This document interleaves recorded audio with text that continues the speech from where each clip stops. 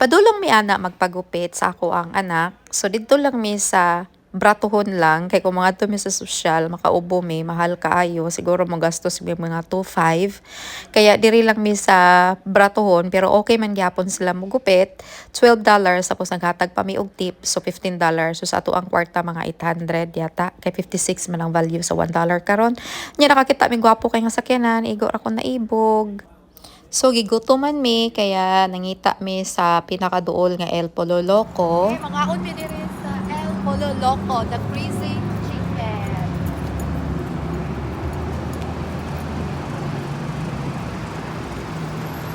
Makita na ko sa inyo ako tagpila nila ang pagkaon.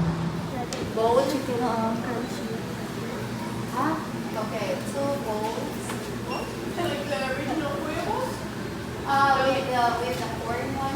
Oh, the corn one? Yeah. So you want like the grande Is it avocado? the same price? No, the one with the corn, I think you're talking about like the really oval one, the big one. Okay. It's grande avocado bowl. Grande avocado bowl. Gwapa gud kaayo na siya. Anak ko sa ko ang anak na kung napanis Pilipinas na artista na ni siya.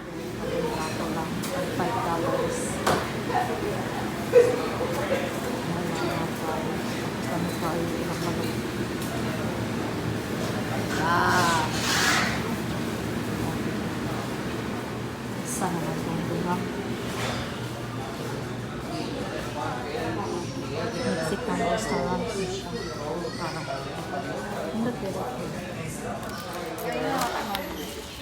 $21 Ako gilabuhat ko na ay cup kasi shake na.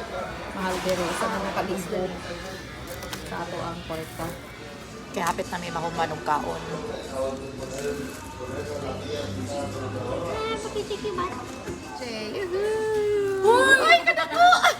Iyo na lang laway. Paala to eh. Lain mo si Jimmy. Nas biyaan lang nimo pag umanin mo kaon. Diri dili pwede. Ikaw ang maglabay og basura.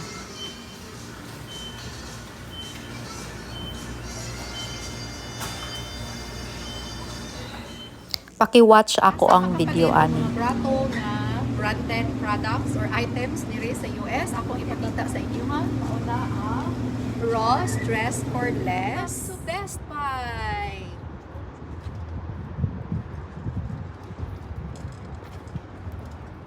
Nganong ang mga pobre sa Amerika, murag mga dato.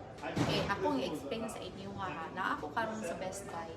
Pakita na ko sa inyo ang mga mahalon kayo diri nga mga appliances.